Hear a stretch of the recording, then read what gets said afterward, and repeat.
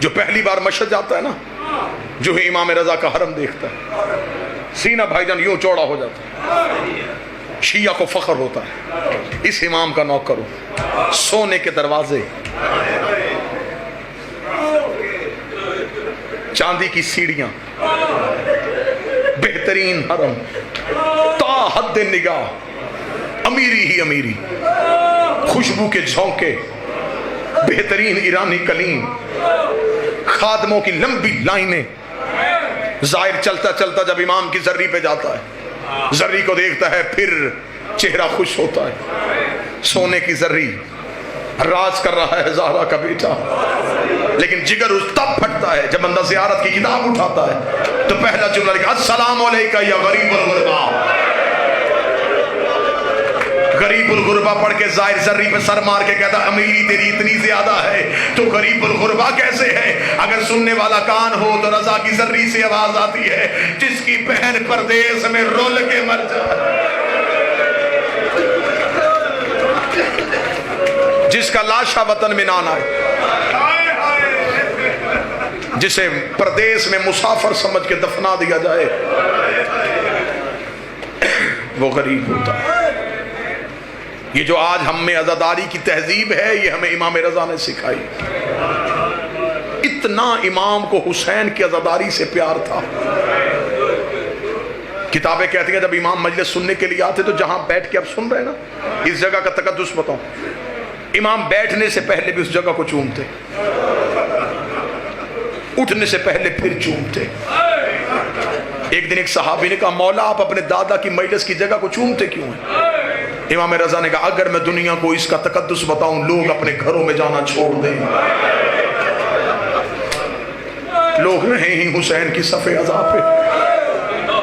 مولا نے فرمایا یہ وہ جگہ ہے جہاں آ کے ملائکہ اپنے پر مس کرتے۔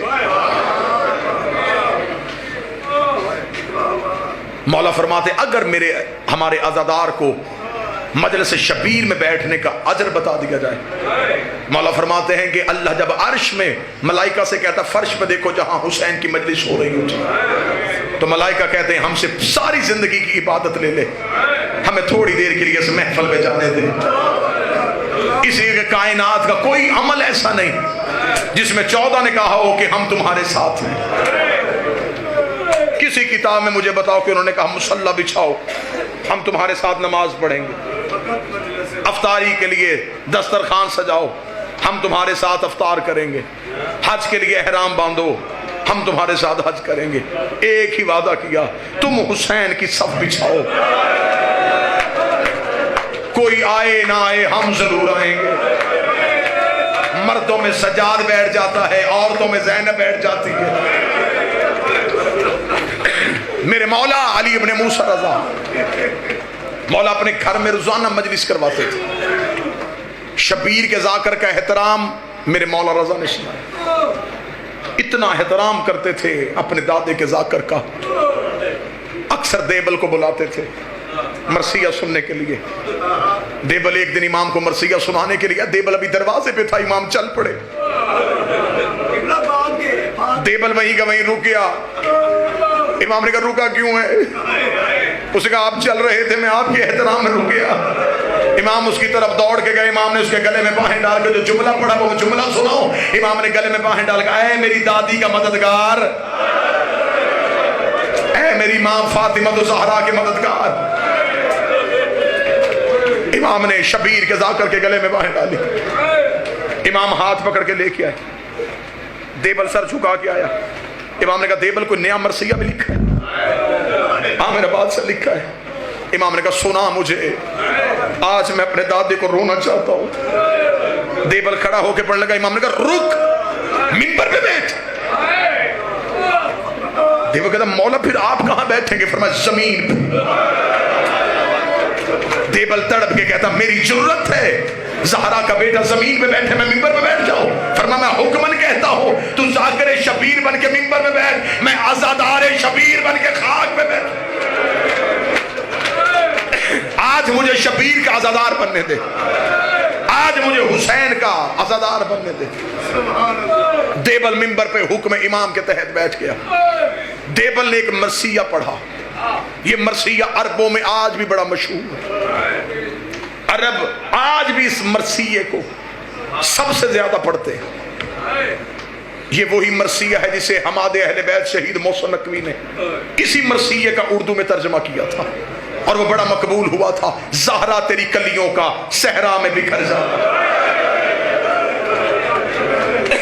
یہ تخیل دیبل ہے، یہ دیبل نے لکھا تھا۔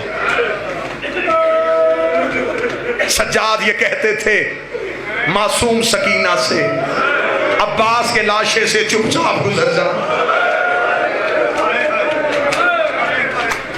دیبل ممبر پہ بیٹھا، دیبل نے ممبر پہ بیٹھ کے مرثیہ شروع کیا۔ دیبل لگا میرا سلام سیدہ تیری اولاد پہ، بی بی میرا سلام تیرے بیٹے حسن کو جسے امت نے تیروں سے زخمی کیا، بی بی میرا سلام تیرے بیٹے حسین کو جس کا لاشا 3 دن بغیر کفن کے پڑا رہا، بی بی میرا سلام تیرے بیٹے سجاد کو جس نے زیور اٹھائے اور شام کا بازار عبور کیا، بی بی میرا سلام تیرے بیٹے باکر کو جس نے کم سنی میں قید دیکھی، بی بی میرا سلام تیرے بیٹے جعفر صادق کو جسے امت نے زہر دے کے شہید کر دیا، بی بی میرا سلام تیرے بیٹے موسی قاسم کو جس کے جسم کا گوشت زندان کی زنجیریں کھا گئی۔ دیبل نے یہ آخری شعر پڑھا اور آخری شعر پڑھنے کے بعد دیبل ممبر سے نیچے اتر آیا۔ اب جو بندہ امام رضا کے جنازے پہ وہ ماتم کرے گا، دیبل امام موسیٰ کاظم کی شہادت کا شعر پڑھ کے نیچے اترا۔ امام رضا روتے روتے اٹھے، امام نے ایک کاغذ کے ٹکڑے پہ شعر لکھا، امام نے کہا دیبل دوبارہ ممبر پہ جا، ایک شعر دوبارہ پڑھ۔ دیبل نے دوبارہ شعر کو ہاتھوں پہ لیا، امام نے لکھا میرا سلام سہرا تیرے اس بیٹے پہ جو توس میں غربت کی حالت میں دفن ہو جائے گا۔ یہ شعر پڑھنے کے بعد دیبل نے ہاتھ جوڑے، ہاتھ جوڑ کے کہا مولا مجھے تو نہیں پتا فاطمہ تو زہرا کا کوئی بیٹا توس میں بھی دفن ہے۔ امام نے اپنے گریبان کو چاہ کیا، چاہ کر کہا یہ تیرا وہ غریب امام ہے جو توس میں دفن ہو جائے گا۔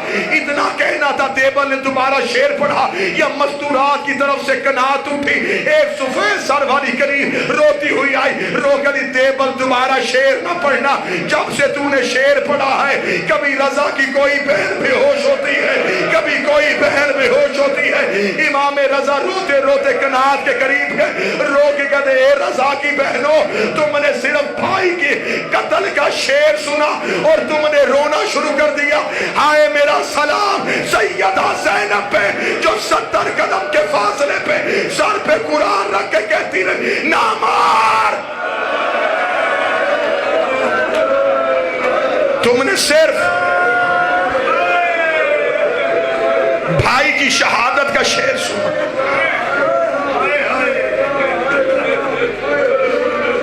اجازت دو تو میں 2 جملے پڑھوں شہادت کے۔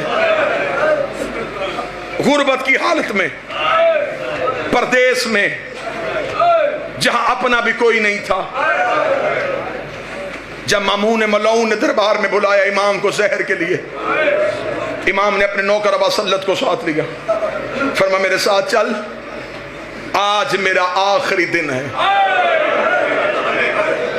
ابا سلط تڑپا، مولا کیوں؟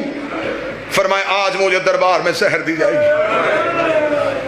اتنا کہنا تھا، ابا سلط نے کلائی پکڑ کے کہا جب خبر ہے پھر جا کیوں رہا ہے؟ امام نے فرمایا نہیں، شہادت ہمارا ورثہ ہے، مجھے دربار میں جانا ہے۔ امام نے کہا ہاں ابا سلط میں تجھے نشانی بتاؤں، جاؤں گا میں تنہا، واپسی پہ اگر میرا امامہ چادر بن کے میرے سر پہ ہوا تو سمجھ لینا تیرے امام کو زہر مل گئی۔ ابا سلط حربی خود روایت کرتا ہے، وہ کہتا جب دربار کا دروازہ آیا نا، ابا سلط کہتا میں نے آخری بار رضا کا چہرہ دیکھا، امام رضا نے آخری بار یوں میری طرف دیکھا۔ ابا سلط قدموں پہ ہاتھ رکھے کہتا بہنیں غریب نہ کر، مولا تیری بہنیں پردیس میں ہیں، مولا منت کر نوکر پہ ابھی یہیں سے واپس چلے چل، میں تجھے مدینے چھوڑ کے آؤں۔ اتنا کہنا تھا، امام نے فرمایا ابا سلط میں تیری جنت کا ضامن، تو نے اپنے وقت کے امام کا خیال رکھا۔ ابا سلط کہتا امام دربار میں چلے گئے، میں دربار کے دروازے پہ بیٹھ کے روتا رہا، رو رو کے کہتا اے فاطمہ زہرا مدد کر، تیرا بیٹا غریب ہو کے تنہا دربار میں گیا ہے۔ ابا سلت کہتا میں بیوی سے تبسل کر رہا تھا، یہ تھوڑی دیر بعد میں نے امام رضا کو دربار سے نکلتے ہوئے دیکھا۔ ابا سلت کہتا میں نے چہرے پہ ماتم کرنا شروع کر دیا، کیونکہ امام کا امامہ کھول کے چادر بن کے امام کے سر پہ تھا۔ ابا سلت کہتا کاش وہ دن دیکھنے سے پہلے میں مر جاتا۔ میں نے زمانے میں بہت لوگوں کو زہر کے بعد جیتے ہوئے دیکھا ہے۔ اس نے کہا میں نے دیکھا ہے ابھی زہر ملی، تھوڑی دیر کے بعد دربار سے باہر نکلا، جہاں سے رضا پاؤں اٹھا رہا تھا زمین سے خون آ رہا تھا۔ زہر اتنی شدید تھی زہرا کے بیٹے کے پاؤں کے تلوے پھٹ گئے۔ آج روکو میں آج روکو۔ ابا سلت کہتا میں روتا ہوا سامنے آیا، میں نے کہا رک میرا بادشاہ، ان ملعونوں نے اتنی شدید زہر دی، مولا آپ کے پاؤں کے تلووں سے خون آ رہا۔ ابا سلت کہتا ہے میں نے اگلا منظر دیکھا، میرا سر دیوار پہ آیا، اب اللہ جانے یہاں کون ماتم کرے گا۔ ابا سلت کہتا میں نے امام کے پاؤں روکے تھے یا امام نے آنکھوں سے پردہ ہٹایا۔ امام کہتا میں نے دیکھا امام کی آنکھوں سے لہو جاری تھا،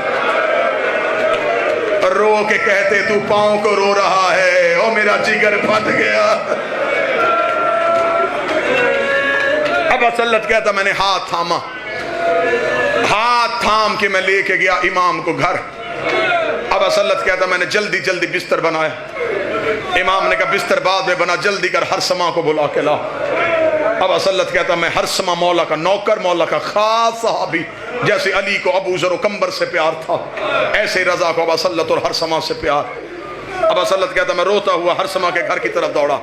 ابا سلت کہتا جو ہی میں بازار میں گیا تیز آندھی آ گئی، اتنی تیز بارش ہوئی، اور یہ اثر ہے جب امام کو زہر ملتی ہے تو ہمیشہ ایک ایسا طوفان آتا ہے جس سے لوگ ڈر جاتے ہیں، اس لیے کہ کائنات میں تبدیلی آتی ہے جب حجت دنیا چھوڑ رہی ہوتی ہے۔ ابا سلت کہتا ہے میں نے زندگی میں اتنا خوفناک طوفان نہیں دیکھا تھا، ایسے لگ رہا تھا جیسے خراسان میں لہو کی بارش ہونے لگی ہے، اتنی تیز آندھی تھی، دروازوں کے ساتھ دروازے لگ رہے تھے، لوگ ڈر کے اپنے اپنے گھروں میں بیٹھ گئے۔ ابا سلت کہتا میں روتا روتا ہرسمہ کے دروازے پہ گیا، میں نے دروازے پہ دستک دی، ہرسمہ مصلی پہ بیٹھا تھا۔ میں نے کہا ہرسمہ کیا کر رہا ہے؟ اس نے کہا نماز آیات پڑھ رہا ہوں، اتنی تیز اور اتنی خوفناک آندھی آ گئی ہے، اللہ جانے کسی مظلوم کا گھر تو نہیں اجڑ گیا۔ اتنا کہنا تھا، ابا سلت کہتا میں نے ہرسمہ کے گلے میں باہیں ڈالی، روکے کا کوئی مظلوم نہیں، ہمارا امام غریب ہو گیا ہے، ہمارے مولا کو زہر مل گئی ہے۔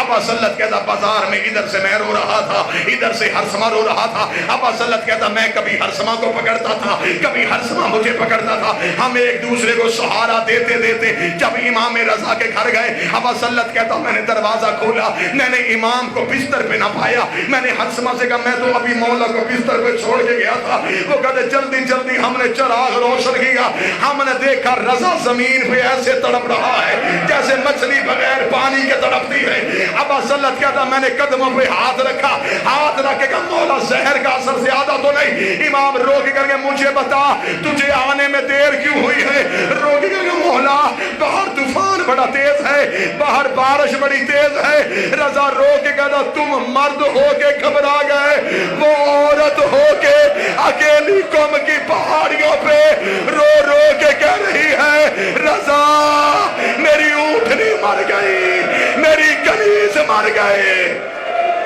ماتم غریب